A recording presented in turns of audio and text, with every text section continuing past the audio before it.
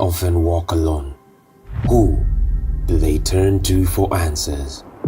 Being male is a matter of birth, but being a man is a matter of choice. This is the dawn of something phenomenal.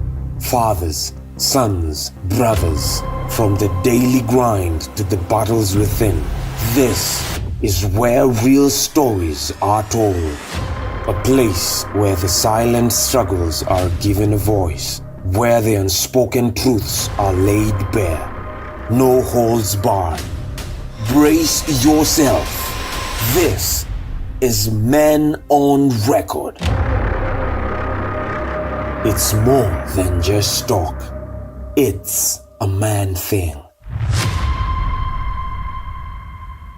Good evening and welcome. This is Men on Record right here at Hope Media. We are live on Hope FM, the station you listen and live, Hope TV where you look and live, and across all our social media platforms, Hope FM Live and Hope TV Kenya, from wherever you are watching us from, hoping and praying that you are well in the Lord, that you have started the month well, and also you are wending the week well as well. So karibu sana from wherever you are watching us from. Tell a man to tell a man that yes, the show that tackles everything that touches on them, everything that is concerned about their welfare is now on air. So karibu sana to the show, and yes, we are looking forward to an amazing 1 hour as we get to break down a very important conversation, a very important topic, because today we are looking of how we as men can be able to lead in business and we are not losing our home. So leading in business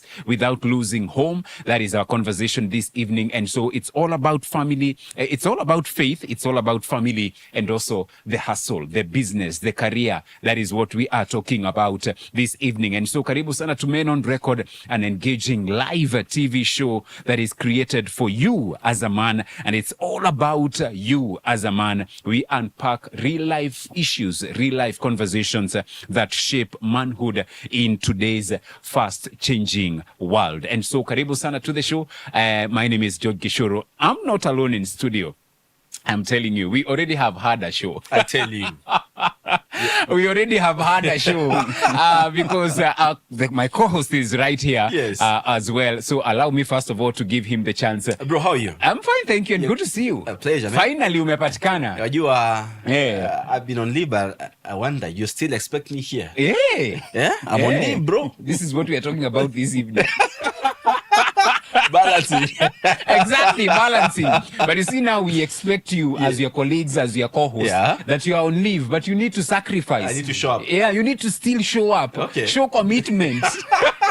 But it's good to see you, bro. Pleasure. Karibu sana, karibu sana. It's been a great week. And of course, I know it's just been after the Easter celebrations. We're still in the mood. And, just Jesus Christ dying for us. It is something to be grateful for. It is. It is. And of course, we invite you to engage with us tonight on 0708 222 323, right on WhatsApp, 0717 400 555, and on SMS 20933.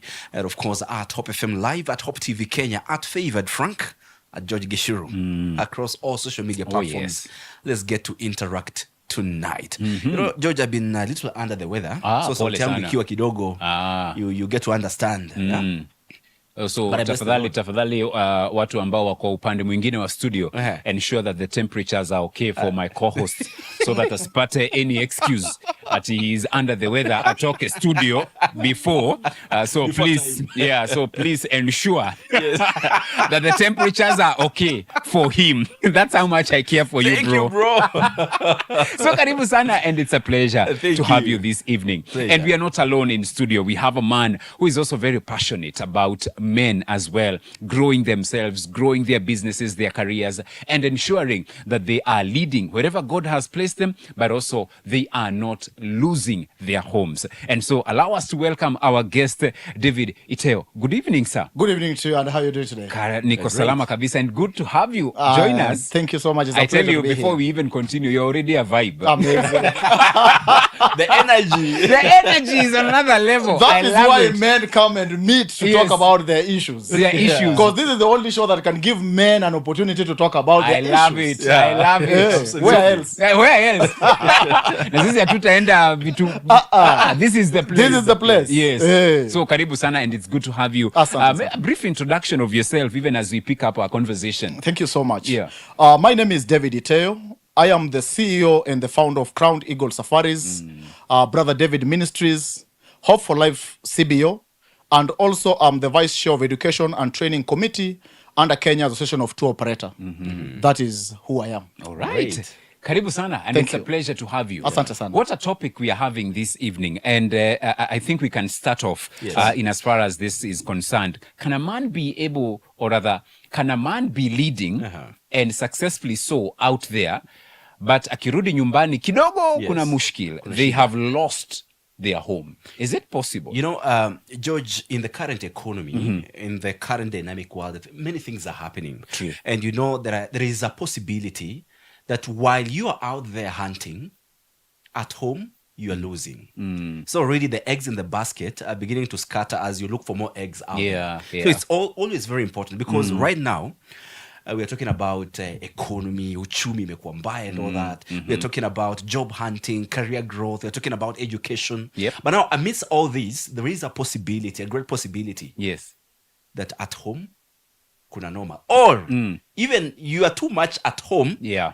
that you miss out on your growth in your career, in the and these career, other in the areas. business. Yeah. All right. Yeah. And David, I think we can pick it up from where Frank has left it. Oh, yeah. In terms of, he has said something that now there are those who people are complaining. Yeah. Especially now their family, I'm talking about the spouse and the children, that this man is too busy. Yes. He's never found No time. No time for us, no time for God. He's always there hustling, striking deals, Yeah. you know, locking in, bringing in the money, raking in the billions and the millions even. Yeah. Then flip side, kuna jamaa hapa yeye aliambiwa, I need your presence. Analala nyumbani. Yeye anasema it's presence you want.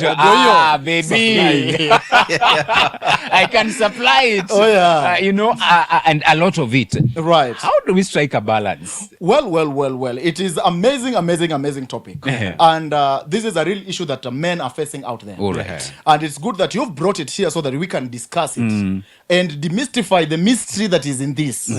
Because I mean, we have been there. Yes. We've gone through a lot. Yes. You have your experience. I Yes. have my experience. Yes. And Frank has his experience. True. So this is what I would say. In the African setup, you know, boy child or men, they were brought up knowing they are supposed to be providers. Yes. The hunter. They are the hunters. And that is what has brought all this problem. So as a man, when you don't provide, you feel like you failed in life. Oh, yeah. Yeah. And because of the hardship of life and whatever, and the economy that we're going through right now, experiencing, you realize most people want to go out there and make the monies. Then in the process of making the monies, you realize faith is found along the way. Yeah. And automatically, family takes the last position. It is not intentional. No. It is very unintentional, because It's subconscious. you will not even realize when you're getting there. No. And in the process, you realize it becomes now very difficult for you to balance, because now you are chasing the dream. You are chasing what you grew up knowing that you are supposed to do as a man. Yep. You were never taught how to stay with your family. You were taught how to go out there and bring money, bring food, bring pizza to your family. Yes. You know, And- you're talking about that, and I'm just thinking of somebody was saying you can never balance. You can never You balance. need to set your priorities right. That is the way. It's called what? Work and life balance. Yes. Yeah. So you can never balance. You can never There's balance. nothing like work-life balance. No.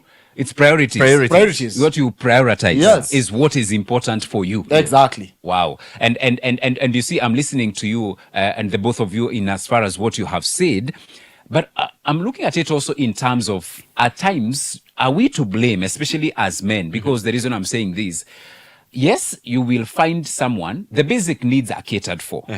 But because of these urge to fit into a particular class, So David and Frank, they stay in a particular estate. Social status. Social status. They are driving a machine. Right. They are taking their kids to certain schools. Yes. So in my endeavor to fit into this particular group, I will do anything and everything to fit, including sacrificing my family time, and even faith is also affected, because even on that Sunday, or when I'm supposed to have even fellowship, I'm not available. You're not. Because I'm chasing the bag, I'm chasing the money. How important then is it, and especially for men, to set the, I'm talking now about boundaries. How important then is it as a man to put boundaries? And by boundaries, you even, because also, gentlemen, we will agree that also, as men also at times we are quite, what is the term, a good term to use to describe us? At times we are very silent. Oh, yeah. So instead of communicating, I'm silent. Right. How important in setting those boundaries, I communicate that on this and this, we will not as a family compromise. So that, yes, we will chase the bag, chase the money, pursue careers and growth of our businesses. But when it comes to family time and faith, we will not compromise.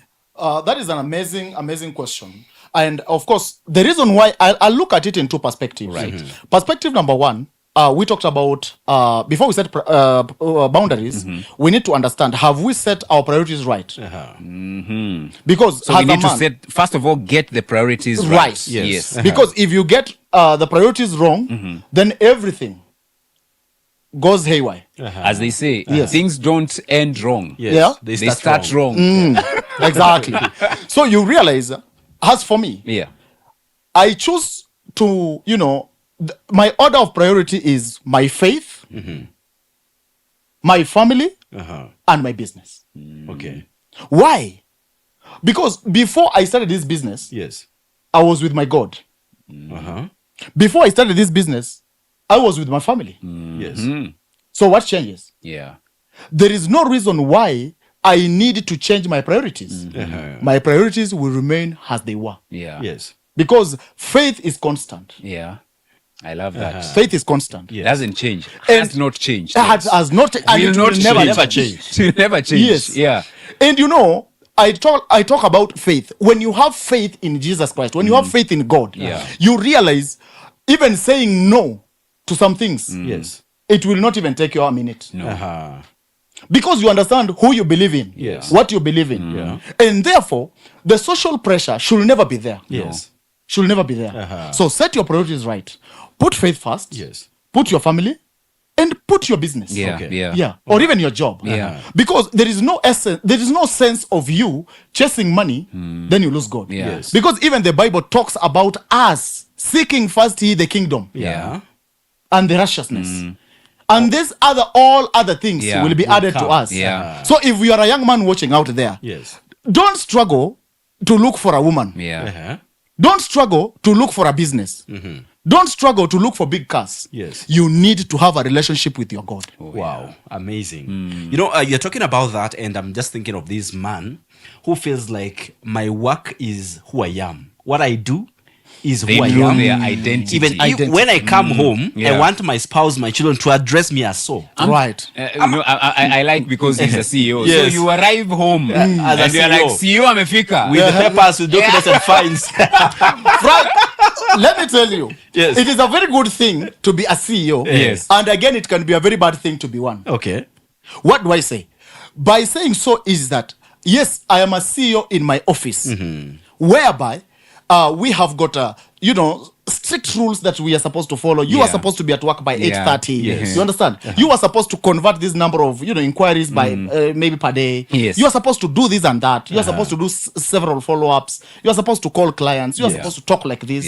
Probably when I am at work as a CEO, probably I will employ bureaucratic type of leadership, or maybe autocratic type of leadership. But when I go home, my wife is not looking for a CEO. He's not looking for a manager. This woman is looking for a husband. The children are looking for a father and not a CEO. And therefore, the dimension changes. So you realize if you are applying, let's say, autocratic type of leadership at work, when you get home, it is all about diplomatic. Yes. Family, what do you want? Yeah. What can we At do? your service. At your service. You know. So you're now serving. You are serving as opposed to being served. to being served. Wow. And you know, let us always embrace what we call servant leadership. Servant leadership. Yeah. That is what we are all supposed to. As men, that is how it's supposed to be. Yeah. Yeah. And sometimes you realize probably you are at work, there is a lot of pressure at work, and you want to carry some pressure back at home. Yeah. It will never work. So you want to go exert the same pressure The you same are pressure. receiving. You exert on your So spouse. the only thing that has changed actually is the environment. environment. So on the one end, you are working in your office setup. Yes. Yeah. But now the only thing you have just transferred The office back the home. office back home. And so you are now even telling the kids you need to be silent because I'm trying to concentrate. Yes. I'm still having meetings and all. So they are like, Daddy, si basi ungekaa tu Ungekaa kwa tu ofisi, job. Exactly. wache kukatia hapa, because now we cannot even have our time Don't in have our peace. own home. Yeah. But you know, easy said than done. And the reason I'm saying this is because, again, we can't be stubborn. Right. At times, Yes. as men, we can't be stubborn. My way or the highway. Exactly. It's my way or the hard way. And we tell our spouses, don't you know things have changed? You know, they are yearning to have that, you know, what we used to have, because they will actually, you know, the good thing with our wives, they will open up, they will share, they will raise concerns. Yep. But then the rebuttal that we give is that, don't you know things have changed? Yeah. Yes, then we used to do those things because I wasn't busy. Or they'll say, Yeah. the economy right now. You see, You how see, things- they are calling. Unataka nyumba ifungwe. Yeah, so how do we not allow this to interfere, especially with our relationships? Because I feel it's the core. You know, because I have seen so many people who are successful, but sadly, later in life, especially when they retire, Yes. or they call it a day, when now they want to come and now reconnect with their spouses, with their children, They find strangers. they find strangers. How do we avoid this? Well, I still go back to where is your faith? Okay. Where is your faith? Faith. Faith here is it's constant. And that's why I said, when you have faith in this God, you will do what he has commanded you to do. And remember, when Paul says, follow me as I follow Christ. Yes. True. So my question remains, as a man, Who are you following? who are you following? Because if you are following your job, Yes. you are following your friends. I mean, you can only get the results from them. Yes. Yeah. And that is how we've ended up as men losing our families. Yes. So what I'm saying is, Yeah. when we are home, we need to understand we are at home. Yes. And our children expect a father. Yes. Your wife expects a husband. Husband. Not a CEO, not a director, not a manager. Yes. All right. Not a presenter. You go. You are becoming personal. Why do you want to read news? Not a producer. You know? Yeah. Sometimes you realize, and sometimes you realize, for example, maybe you are on TV always, Yes. and when you get home, you are like, can you just switch off that TV? I want us to relax. You know, You're denying them entertainment. you are denying them entertainment. That is not right. No. No. Remember, this is home. Yes, You need to yes. bond with your family. And the time, Gigi, you will get home, Yeah. and your children disappears from the sitting room. Yeah. You should know, as a man, you've lost it. Okay. When I enter, Yes. or they even hear the gate. The gate. They disappear. They They disappear. disappear. You've lost it as a man. Okay. When you talk in the house and your wife does not ask you questions, you've lost it in the house. If I'm getting you right, if she's still talking, Yeah. I read somewhere, if she's still talking, It's safe. brother, Yourself. you're still in the game. Yeah. You're in the game. You're still the moment she goes husband. silent. You're still, exactly. Yes. But when she's silent, you are talking, You've lost and it. she's You've silent. lost it You are already. talking, and she's just agreeing. Yeah. Okay. Yeah. It's okay. Sawa. Yeah. And even you know what I'm saying is wrong. Yeah. But Yeah. she's like, yeah, it's okay. Yeah. you've lost it. Dangerous. Okay, you're talking about that. You've talked about this man coming home and everyone scatters. And I'm thinking about boundaries, How can we, run all these things such that, family does not interfere with business or career, while the career itself or the business doesn't come home to destroy the marriage or the family? How can we work around that to make sure that there is coexistence in such a case? Fantastic. According to me, this is how I do things. Yes. I've drawn a boundary in a sense that when I am leaving the office, I transition, Okay. moving from one office to another office. Yeah. Uh-huh. Different assignments. Yes. Yes. But you're still holding the I'm still holding the offices. Yeah. I have an office at home that I hold as a husband, and I have an office in another building that I hold as a CEO. So anytime I'm living in either office, I transition. Yeah. And how do I transition? Uh-huh. You realize when I have a busy day at work, when I'm going back home, I'll not just go straight home.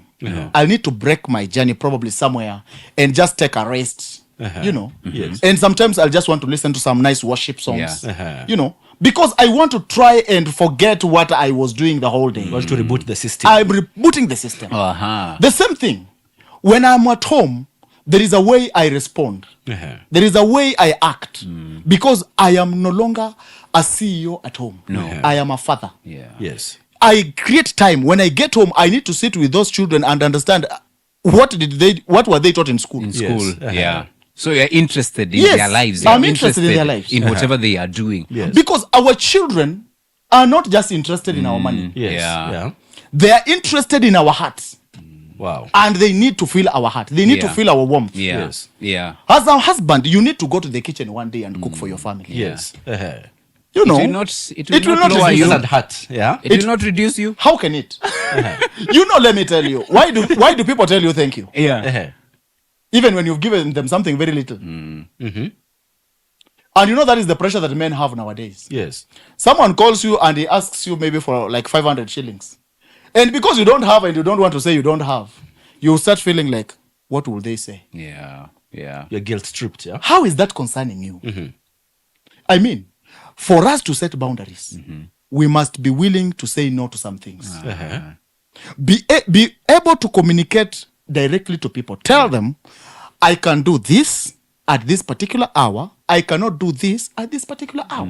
You're just talking about Yeah. that. I'm thinking of this man at home. You are now time with your family, and then there is interruption from office again. Oh, yes. And you still give it attention, Attention. not forgetting that you can still do this tomorrow. If the office is not burning, Yeah. it can wait. It can Yes. wait. Or tomorrow.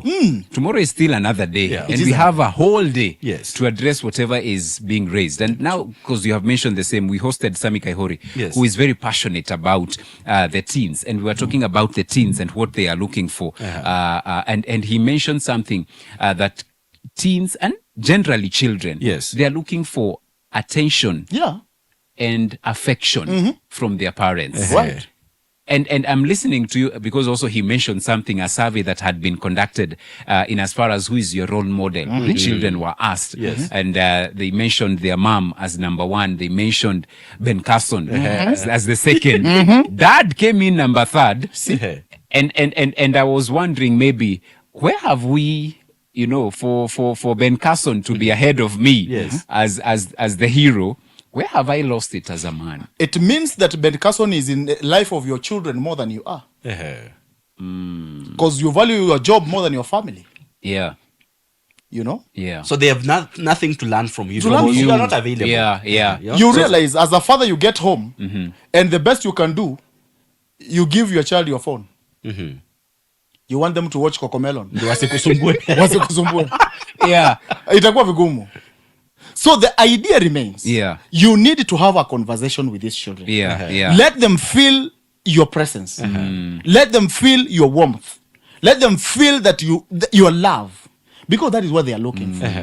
That is what they are looking for. Yeah. Okay. And that's why when you realize, sometimes when I was talking about you as a father trying to come up with a different menu today and you cook for your family. Yes. Do you know that triggers their thinking like, oh, so dad can do this. Yeah. You know? It will make them more aggressive and want to learn more from you. Yes. Because they know if you can cook, probably you can do something else better than they used to think. Yeah. But this issue of now being an African man, Yes. that it is a responsibility of a wife to cook 24/7, you lose it.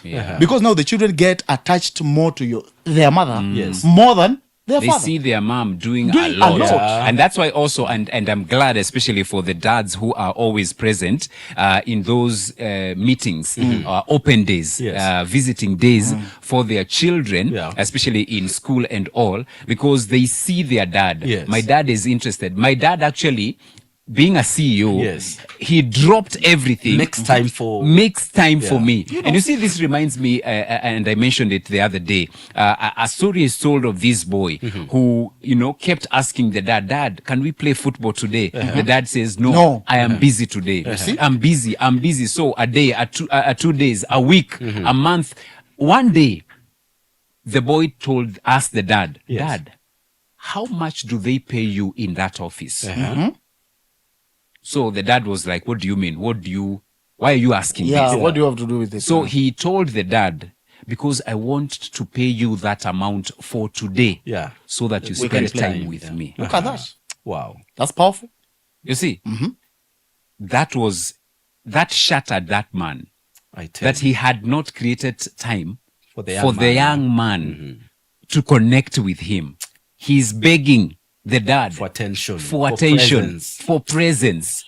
Yes, you are bringing all those things. Yes, you all are the working. goodies. Yes, you are having the tablets. the tablets. Paying the Taking school them on fees and vacation. all, Yes. vacation and all. But I have never had time with them. to connect with my dad. Yeah.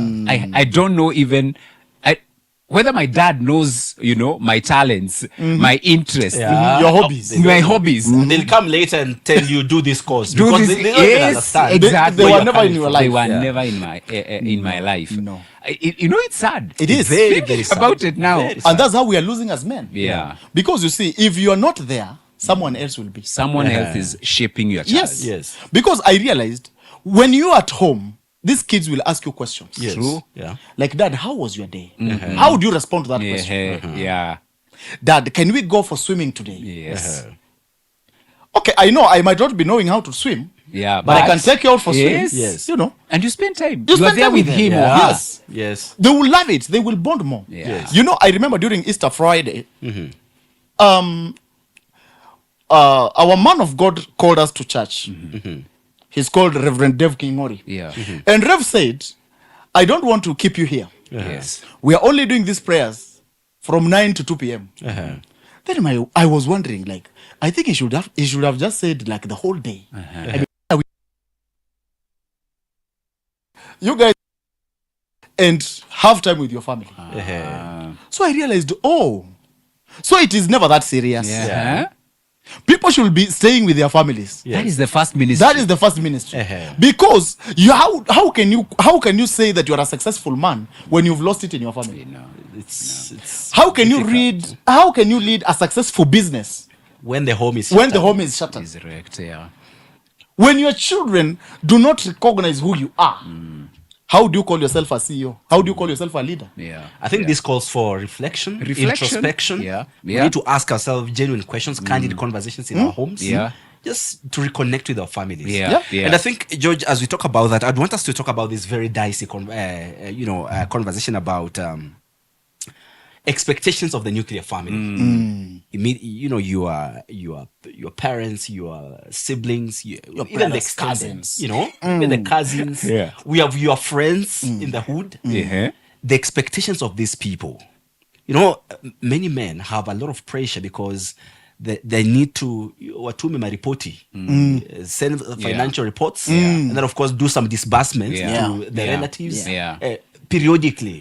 And this has put a lot of pressure on men. Talk about this. How is it? And George, I don't know. Yeah, I wanted because I know this Yes. one is It's a a dicey thorn. one. It's Yeah. a dicey one. So I want us to give David as much smooth time as landing. possible to be able to address it. So as we process that, remember you can interact with us on all our platforms: Hope TV Kenya, Hope FM Live as well. We are on YouTube. We are on Facebook. So kindly interact with us on WhatsApp 0708 222 323 0717 400 555. We need to take a short break and then we come back, pick up that conversation from there, because that will be fire. Hapo See you in a sana. short while. Hapo. See you in a short while. next week on Hope Devotion. God doesn't need you to change your personality.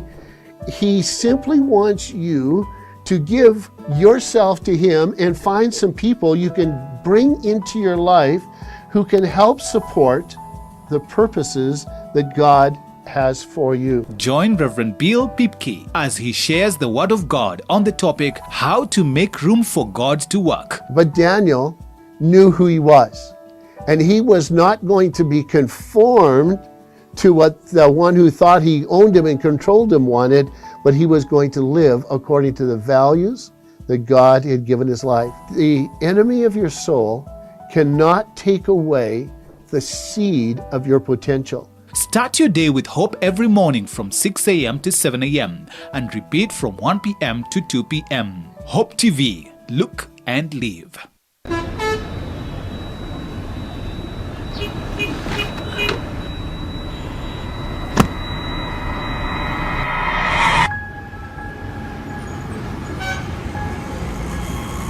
Rafiki soul is the promise of a hand that reaches and goes beyond what angaza tumaini kote.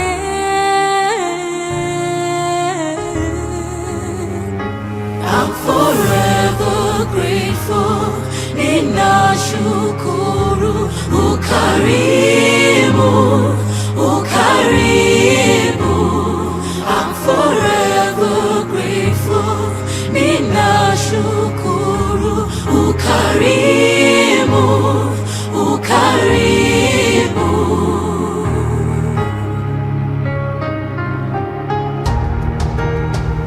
Rafiki soul is a promise of a hand that reaches and goes beyond watangaza tumaini kote. I'm forever grateful. Ninashukuru ukarimu, ukarimu. I'm forever grateful. Ninashukuru ukarimu, ukarimu. Rafiki msoul. Friends of Hope, keeping hope alive.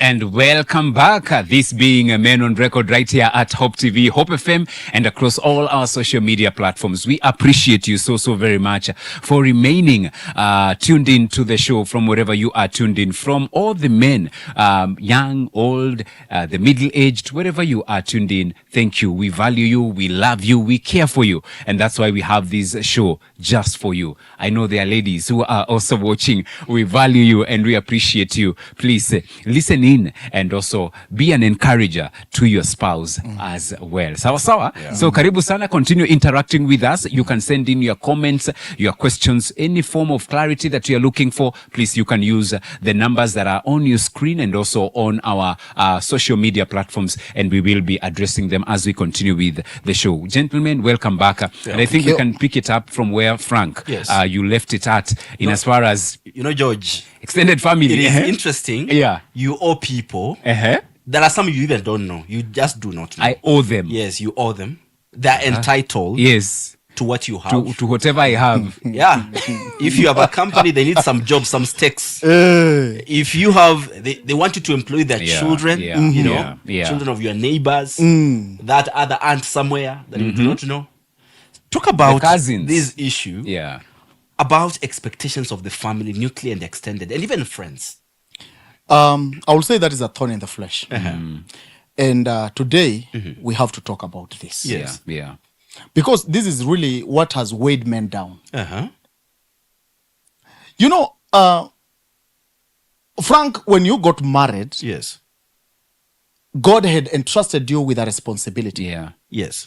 of taking care of that woman and probably the children that will come Yeah, as you go along. yeah. Yeah. Yeah. That is the first assignment that God has given unto you.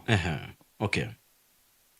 And I always say, responsibility builds a man. Responsibility Builds a man. builds a man. Yes. But overstretching breaks a man. Okay. Okay. So when you realize that there is a lot of pressure from your nuclear family, Yeah. when you realize that you are supporting your nuclear, your extended family, friends, At the expense of your... at the expense Yeah. of your family, at the expense of your marriage, that is not responsibility. That is overstretching yourself. Yeah. Okay. And therefore, you must draw the boundary. Yeah. Okay. Yeah. You must let your extended family know, I can only do up to this limit. Yeah. I cannot go beyond this. Okay. Okay. Another thing, as a man, Yes. you should never allow your extended family to dictate who you are or who you are supposed to be. Okay. Okay. And sometimes you must make tough decisions, but with love. Okay. Tell them, I would love to help, but unfortunately, I'm not able. Yeah. Yeah. And never feel guilty. Some people lack the grace to say, I'm unable to do this. Yeah. So then that is why I said you must anchor yourself in the faith. Because even the Bible talks about God did not give us the spirit of timidity and fear, Yeah. but of braveness. Yeah. So man, you have to wake up. Yes. Say no to where you cannot afford. Yeah. There is no point of you taking an overdraft to buy someone food Yes. when your family has nothing to eat. Yeah. And again, I'm not saying that we should not support our friends. We should not support our extended family. But we should support them to a certain level. Yes. And what I'm saying is that when you realize I can only support to this level, it gives you, number one, peace of mind. Yeah. Okay. Number two, it reduces your pressure as a man. Yes. It gives you time to focus on your family, your God, and your business. Yeah. But when you think too much about them, Yes. you lose it. Yeah. Yeah. Remember, those same people that you are helping are the same people who will speak ill about you. Oh yes. And if I was to speak from my own experience, Yes. there is a time from a CEO to selling oranges. Hey, Hey, what happened? that fall. Yes, during COVID, Crown Eagle Safaris did not operate for about 1.5 years. Because, you know, the airspaces were closed. There were no visitors. There was a cessation of movements in the country. Curfew. You know. Yeah. So, and most people did not have even, you know, some of them were retrenched from their place of work. Yes. So they were not spending. No. So what happened? We had to go home and figure out what to do. Yeah. And the same people I used to help, I used to reach out to them and ask them, hey man, Yeah. mimi niko vibaya bwana, nitumie kakitu. Yeah. Yes. The same people are like, kwani hukujipanga bro? You did not save. Why Wewe you usave save jamaa? bana. Ai. Wewe usave. Wewe usave. Yeah. You get? Yet ulikuwa, when you are doing well spending on them. before the COVID, you are helping. You are helping. Extending that hand of help. Yes, But now it's your turn now to at least receive something. exactly. But hey, boss. But nothing came. Ukijipanga. Yeah. In fact, criticism came. Yeah. What am I saying? You are a man out there watching and you are making the same mistake. And or you've never gotten to this point. I want you to learn from our mistakes so that you can do things right. Yeah. As a man, you must stand and say no to this overstretching. Yeah. I'm looking at this overstretching as well, and partly it comes from us.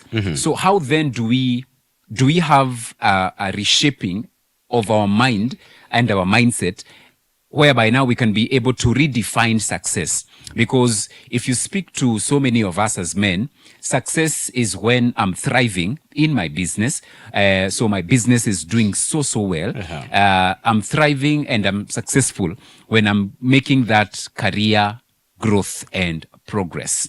How do we then help each other so that now we will not define our success? Because and sadly so, and especially in the modern world and the modern times that we are living in, people are not really putting a lot of emphasis on family. Sadly, and I say this sadly, that it's okay, even if I lose my family, but quote unquote, I'm thriving in the marketplace.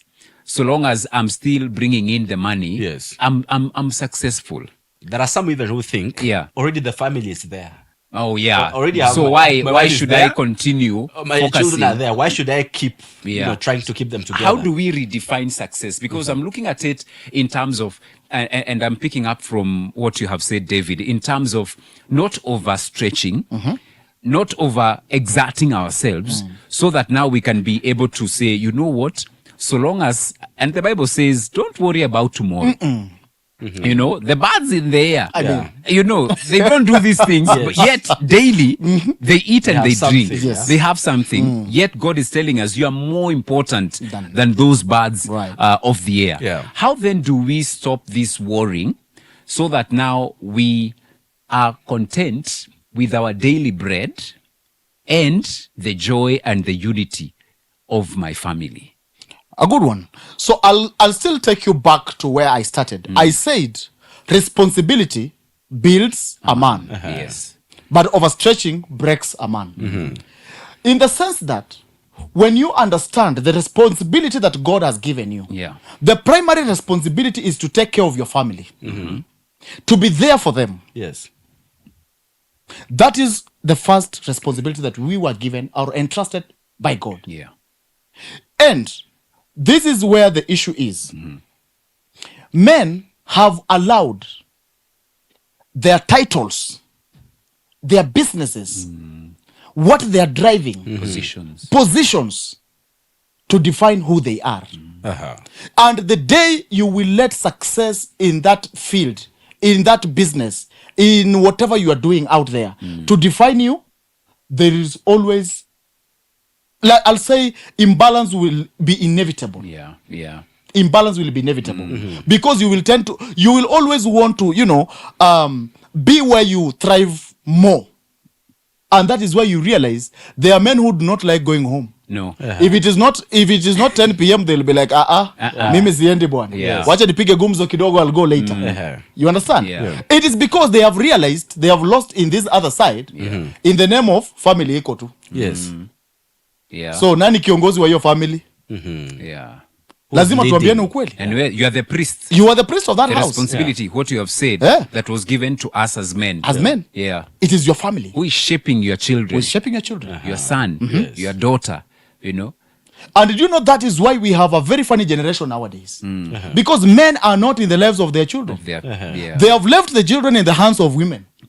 How would you expect your wife to shape your boy when you are there as a man? And I remember there is a time, a friend of mine, he left his family completely. The children in the hands of the wife. And the wife was the one doing the discipline and all that. Do you know one day, I visited. This is funny behavior. Then I asked my friend, we are not used to this. Mtoto anakupandia na kupiga. Alafu nasikia, daddy, wacha. Wait a minute. What is your responsibility as a father? So, what the guy did, he asked the wife, can you do the needful? So she pulled the baby, tried to punish the boy, and the boy said these words, mama hata hujui kuchapa. Hata sio uchungu. Sio uchungu. So as a father, yes, are you still the father of that house? Are you the priest of that house? No. So that said and done, we as men, we need to understand that family comes first. Immediately after our faith. That is our family. Then the rest can come only if you have a surplus. If you don't have a surplus, please don't even push yourself. Yes. And one thing I want men, we need to agree in one accord. Let us learn to say no when we cannot. Yeah. Let us learn to say no. Because we are, we feel that guilt. Yes, because no, it is taken as a sign of disrespect. Yeah. But the day you will understand that you can say no and life moves on, Yeah. you will make a step in your life, in your family, and you realize even the dimension will change. Yeah. There is somebody who say that if people depend on you every other day for their, daily bread, extended family, or even the nuclear, what of the day you'll lose this job? What of the day you'll have no, income? What will happen? Where are they gonna go to? Right. Who do they turn to? Yeah. Can they also learn to fish? As opposed to receiving these fish. Yeah. And this is said by Frank. I think we also need to be very wise when we are dealing with extended family. Yeah. What am I saying? We need to understand how to deal with them. If someone asks you, let's say, for example, I want money to buy breakfast. You send them the money today. How about tomorrow? They will still come back to you. They will still come back. So why can't you give them an opportunity? You can introduce them to the world of business. Yes. Mtu akikuomba 2,000, mwekee biashara 3,000. Atoe hapo sasa hiyo 2,000. As men, lazima tuache michezo. Yeah. Unakuja unapata somebody calls you, send me that 100k na ilikuwa school fees ya mtoto. Ati nitakupatia jioni. Si ungoje tu jioni utumie yako. Let us learn to say no. Let us learn to say no. Work with your timeline. Hey, Yeah. I know I have 100,000 in my pocket, but it is not mine. This is school fees. Yes. Hey. For my kids. For my kids. Yes. This is my responsibility that God has given me. Yes. God has not given me a responsibility to take care of my friend. No. I will be a brother's keeper, but again, with the limits. Yes. So what I'm saying, as men, we need to understand and not to let what we do define us. Yeah. Not to let our positions define us. Not to let our businesses, our titles to define us. We need to understand that we are a chosen generation. That is how my pastor Kevin Oiganjo says. We are a chosen generation. So it does not matter what they will say. Because when you tell them no, they will call you names. Hey, It's very stingy. The definition God is giving you already. God has already given you a definition. He has told you who you are. So why are you concerned about what people say about you? No. You should focus on your faith more than you can focus on your people. And always learn to help them with wisdom. Don't help them out of emotion. No. Because emotion does not help. Emotion breaks the families. Because you sympathize with them today, you will sympathize with them tomorrow. The day you will lack, they will land themselves in trouble. Probably they'll go and steal. Na waseme alikata kutupatia. Kama angetupatia hatungefanya hivi. You understand? So we need to understand that we are not supposed to support our people emotionally. Or we are not supposed to support them because we are tortured emotionally. Or to the extent of breaking ourselves. To the extent of breaking yourself. That's why you realize unataka ufanye kazi mchana tena ufanye kazi usiku. Ati to sustain family yako extended. That is not your responsibility. Na pia lazima to understand as men, we cannot take the position of God.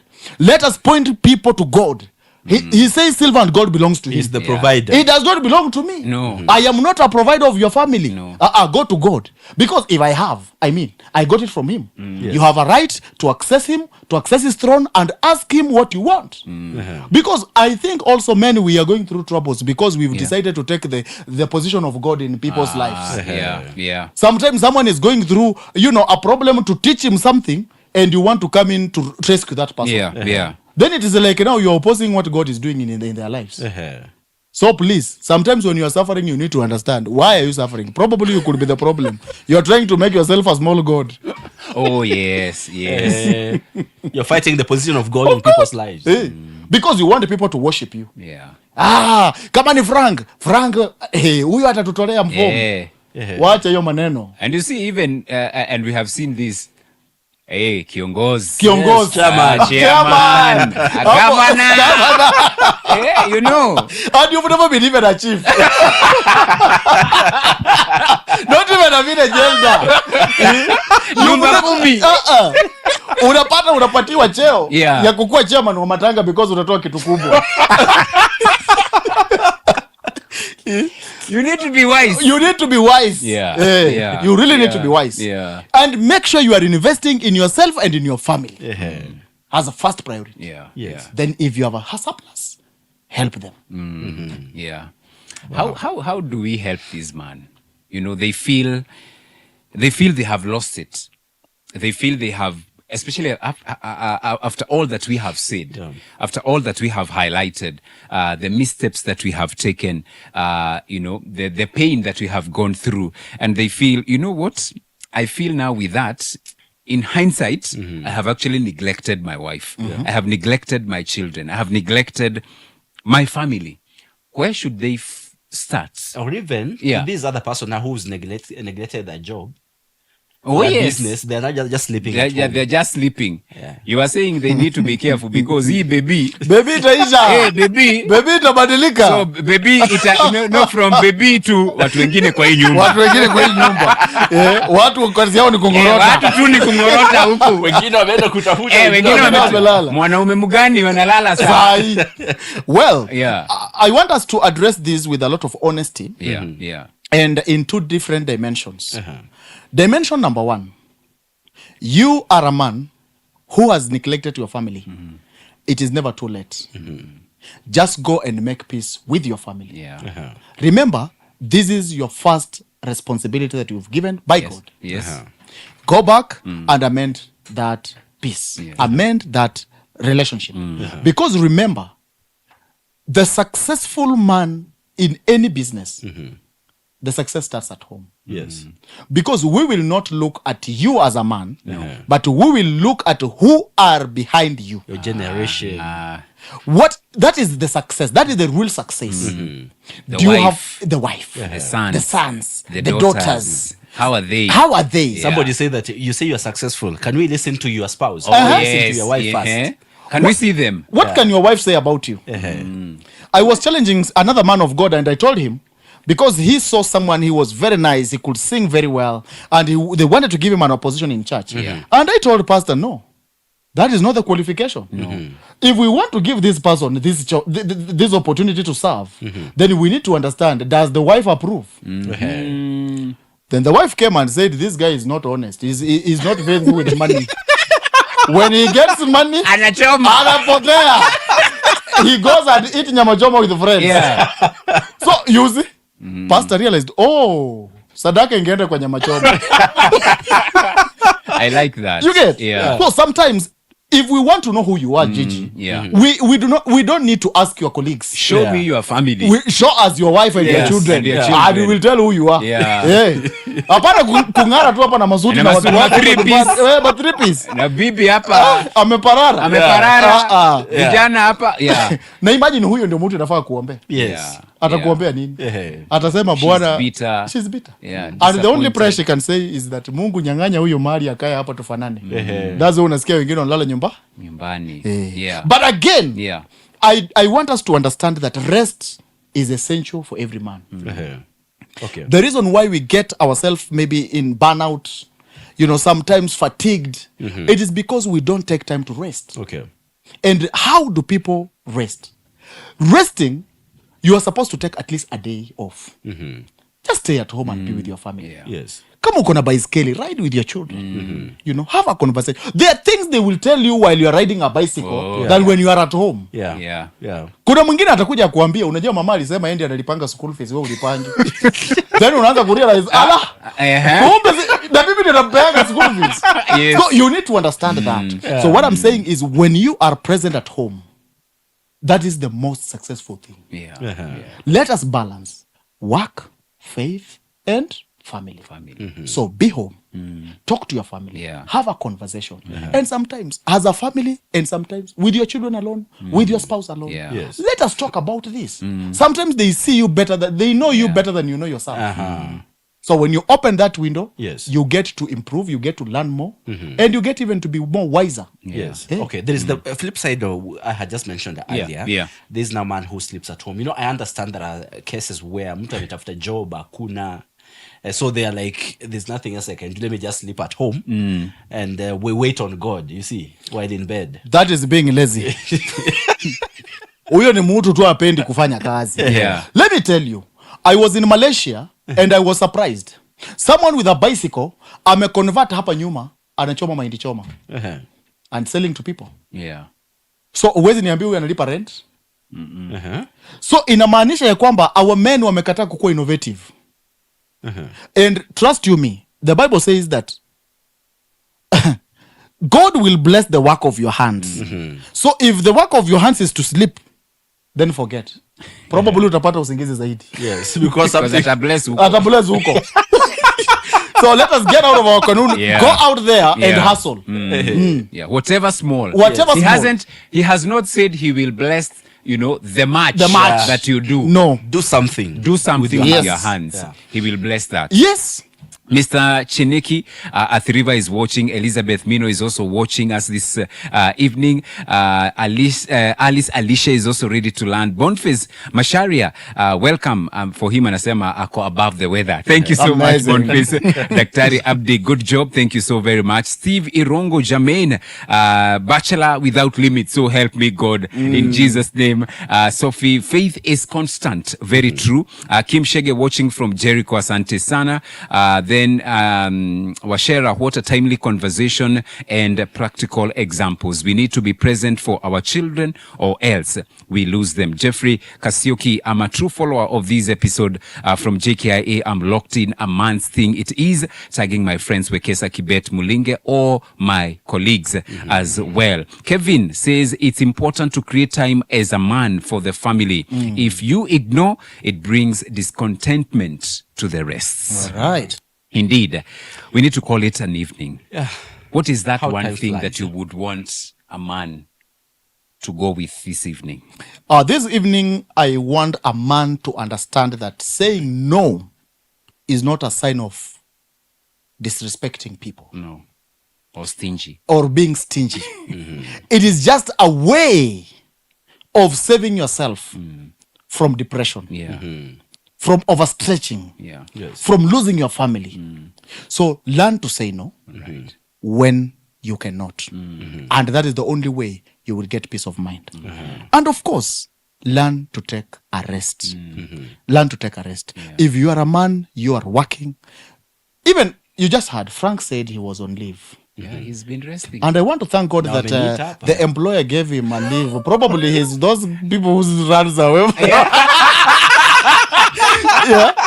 So he had to go. He had to go. So it is good. Yes. It is good to stay with your family. Just organize something. Organize something. It does not need to be that expensive. Just creativity. And that is why I think we did not just come as David to talk to men. No. I think I also came to shed some light. How can this person get a rest? We are a faith-based company organizing travels across the world. Talk about Seychelles, Mauritius, Dubai. Talk about Mombasa, Zanzibar, Masai Mara, Amboseli, Samburu, Naivasha. I mean, we can get you amazing packages. Yeah. As far as you come as a family. Right. Tell us that you listen to us Yeah. on Men on Record.